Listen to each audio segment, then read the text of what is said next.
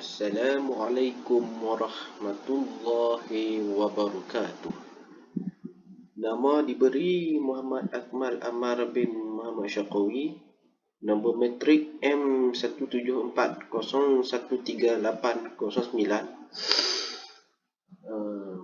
Kursus Ijazah Sarjana Muda Teknologi Maklumat Teknologi Maklum Multimedia dengan Kepujian.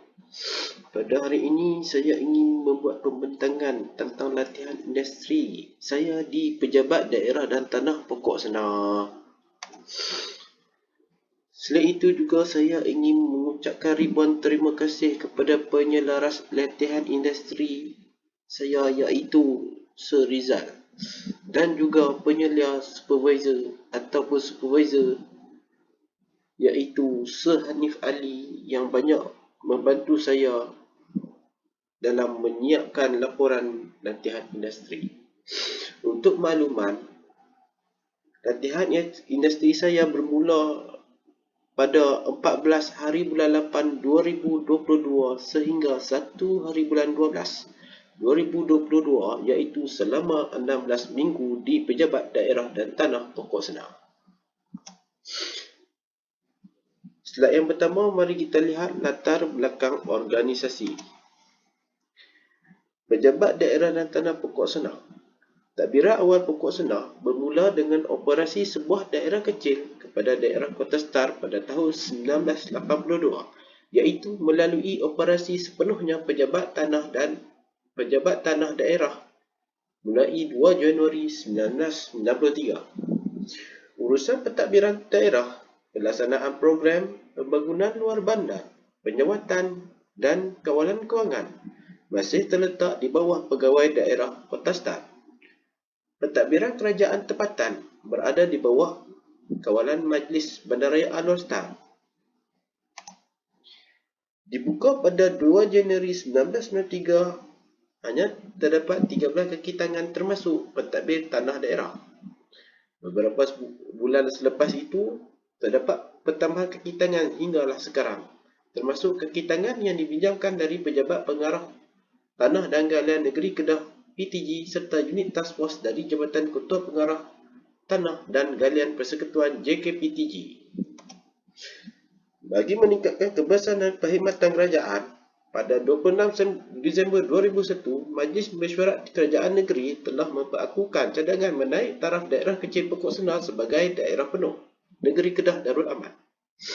Cadangan ini telah direalisasikan melalui keputusan Jemaah Menteri Malaysia pada 26 November 2006 bersetuju menaik taraf daerah kecil Pokok Senar kepada sebuah daerah penuh daerah ke-12 Negeri Kedah Darul Aman dan diwartakan di bawah Seksyen 11 KTN 1965 dengan 1965. Dengan itu, Pejabat Daerah Pokok Senar beroperasi sepenuhnya pada 2 Disember 2007. Upacara Majlis Perisytiharan Daerah Pokok Senar dan Perasmian Kompleks Pejabat Daerah dan Tanah Pokok Senar telah disempurnakan oleh Kebawah Duli Yang Maha Mulia Sultan Kedah Darul Aman pada 5 Februari 2009. Visi dan misi Pejabat Daerah dan Tanah Pokok Senar. Yang pertama, Pejabat Daerah Pokok Senar saja. Yang pertama, moto dia, berwawasan, berintegriti, memacu transformasi. Nombor 2, visi, menjadi peneraju pentadbiran dan pembangunan masyarakat setempat melalui transformasi menyeluruh menjelang 2020. Misi, memacu agenda transformasi ke arah pentadbiran daerah yang efisien dan pembangunan sosial ekonomi mapan demi kemakmuran rakyat. Yang kedua, Pejabat Tanah Pokok Senar. Moto, transformasi menjana kecemerlangan prestasi. Visi, menjadi sebuah pentadbiran tanah daerah yang terbaik melalui transformasi menyeluruh menjelang 2020. Misi, menguruskan pentadbiran tanah untuk membangunkan sosioekonomi daerah berteraskan integriti dan accountability demi kemakmuran rakyat. Seterusnya, mari kita lihat carta organisasi pejabat daerah dan tanah pokok senar. Yang pertama, diketuai oleh pegawai daerah iaitu Tuan Haji Badawir bin Haji Abdul Ghani dan dibantu oleh 3 orang pegawai iaitu Ketua Penolong Pegawai Daerah Pembangunan, Ketua Penolong Pegawai Daerah Tanah dan juga Ketua Penolong Pegawai Daerah Hasil dan Pendaftaran iaitu Encik Hafiz bin Asri, Encik Helmi bin Marzuki dan Encik Wan Aidil bin Wan Azhar. Di bawah Ketua Penolong Pegawai Daerah dan Tanah iaitu Encik Helmi bin Marzuki terdapat Penolong Pegawai Teknologi Maklumat iaitu Encik Fazrul Fazmi bin Fazil. Untuk pengetahuan, saya ditugas di bawah seliaan Penolong Pegawai Teknologi Maklumat Daerah Pokok Senar iaitu Encik Fazmi bin Fazil untuk membantu beliau menguruskan hal-hal ICT di pejabat daerah dan tanah pokok senar. Dan seterusnya, antara aktiviti yang dilakukan di pejabat daerah dan tanah pokok senar ialah saya melakukan tugas IT support di pejabat daerah dan tanah pokok senar. Tanggungjawab saya ialah pertama, memastikan komputer itu komputer yang digunakan oleh kaki tangan pejabat daerah dan tanah pokok senar berfungsi dengan baik. 2. Harus memastikan komputer yang digunakan oleh pengguna terhubung ke jaringan dan dapat berkomunikasi seperti yang seharusnya. 3. Cek dan update setiap pembaharuan sistem operasi maupun aplikasi yang dijalankan oleh pengguna. Nombor 4. Bertanggungjawab terhadap mesin yang digunakan di pejabat daerah dan tanah pokok senar seperti printer, scanner dan sebagainya jika berlaku kerosakan. 5. Melakukan backup terhadap semua data jika terdapat masalah di komputer di pejabat daerah dan tanah pokok senar. Ini ialah gambar-gambar semasa saya menjalankan tugas saya sebagai seorang IT support di pejabat daerah dan tanah pokok senar. Antara program anjuran pejabat daerah dan tanah pokok senar yang saya sertai ialah 1. Program Jom Kacau Bubur Lambuk pada hari Ashura. Nombor 2. Sambutan Hari Kemerdekaan peringkat daerah pokok senar. Ketiga, menyertai program Kayuhan Kemerdekaan dan Hari Malaysia serta program Borak Santai Pegawai Daerah Pokok Senar. 4. Sertai sambutan Maulidur Rasul peringkat daerah Pokok Senar. Nombor 5. Tandingan bowling di antara kaki tangan di pejabat daerah dan tanah pokok senar.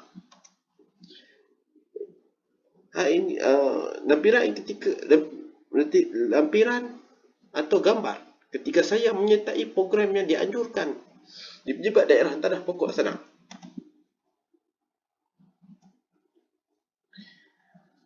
Yang ketiga, saya juga menjadi petugas pilihan raya undi PUS Parlimen Pokok Senar.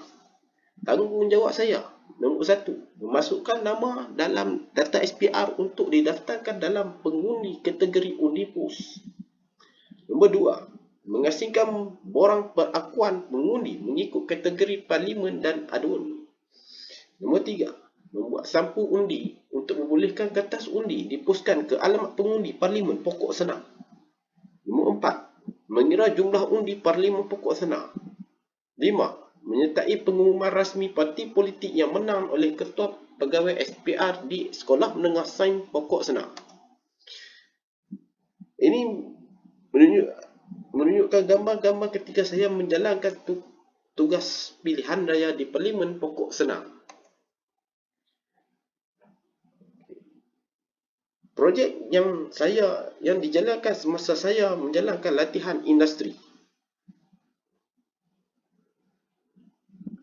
Projek yang saya jalankan ialah membina sebuah laman web untuk unit teknologi maklumat pejabat daerah dan tanah pokok senar. Nombor 1, penyertaan masalah. Laman web yang sedia ada dan sedia ada sudah lagi tidak relevan digunakan kerana info-info yang terdapat dalam laman web tersebut sangatlah terhad. Nombor 2, objektif. Objektif dalam pembinaan laman web unit teknologi maklumat ini ialah untuk membantu pegawai teknologi maklumat pejabat daerah dan tanah pokok senar untuk menyampaikan maklumat kepada pengguna. Skop kajian terdiri daripada skop pengguna, iaitu pengguna yang terdiri daripada penduduk daerah pokok senar dan juga kaki tangan pokok senar. Fungsi sistem bertujuan untuk memberi maklumat tentang unit teknologi maklumat kepada pengguna dan kaki tangan di pejabat daerah dan tanah pokok senar. Kajian literatur yang digunakan dalam membina laman web ini ialah dengan mengambil contoh yang sedia ada sama seperti laman web pejabat daerah dan tanah yang lain. Hal ini kerana ia mempunyai ciri-ciri yang sama untuk membangunkan laman web yang baru.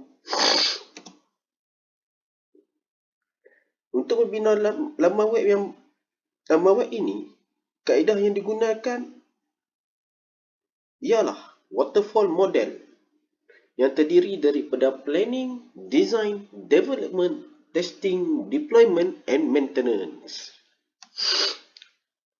Cadangan dan pembaharuan. Cadangan untuk membina website ini dengan lebih kreatif ialah dengan menggunakan bahasa pengaturcaraan yang lain seperti JavaScript. Hal ini kerana JavaScript mempunyai fungsi-fungsi yang lebih menarik daripada HTML dan juga CSS. Seterusnya, laman web ini juga kita boleh memasukkan elemen multimedia seperti gambar, video dan animasi untuk membuat laman web yang lebih mesra pengguna. Kesimpulan projek. Dengan adanya laman web yang baru ini,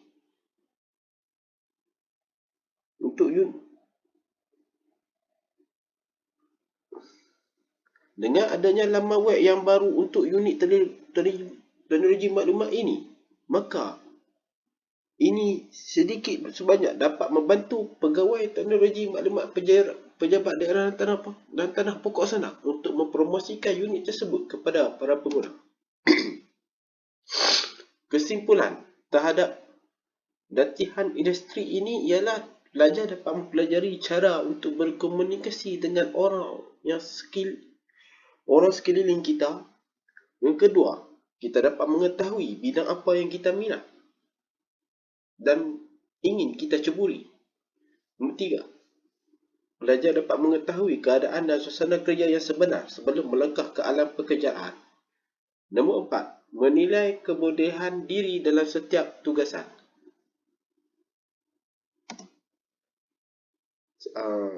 Sekian, terima kasih daripada saya. Assalamualaikum warahmatullahi wabarakatuh.